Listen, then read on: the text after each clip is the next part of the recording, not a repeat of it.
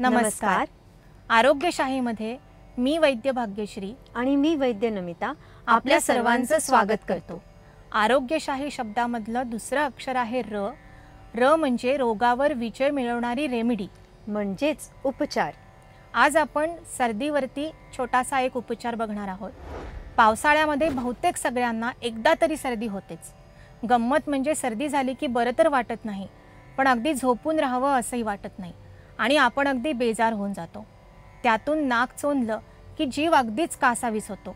कित्येक जण अशा वेळी इन्हेलर वापरतात किंवा कुठले तरी ड्रॉप्स टाकतात, पण त्यामुळे एकतर तात्पुरतं बरं वाटतं आणि दुसरं म्हणजे याचे साईड इफेक्ट्सही खूप असतात. एकदा श्री गुरुजींना कोणीतरी विचारलं होतं, डॉक्टर साहेब, आयुर्वेदात नाही का हो एखादा इन्हेलर? आयुष्याच्या वेद असणाऱ्या आयुर्वेदात इन्हेलर नाही असं कसं होईल? चला तर मग आज पाहूया श्री गुरुजींनी त्यांना काय उत्तर दिलं ते.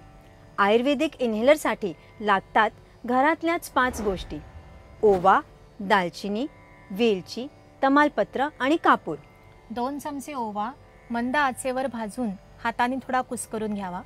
1 इंच दालचिनी, 2-3 वेलची आणि थोडंसं तमालपत्र खलबत्त्यात घेऊन जाडसर कुटून घ्यावं.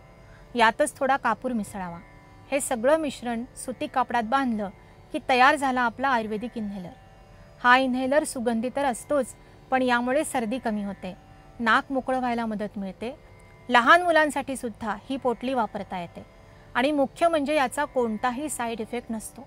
सायनुसायटिस, खोकल्यामुळे कफ साठला असता या पोटलीचा शेकसुद्धा करता येतो. आहे ना अगदी सोपा उपाय. घरातला कोणालाही सर्दी झाली तर रेडीमेड इन्हेलरच्या ऐवजी हा आयुर्वेदिक इन्हेलर नक्कीच वापरून पहा.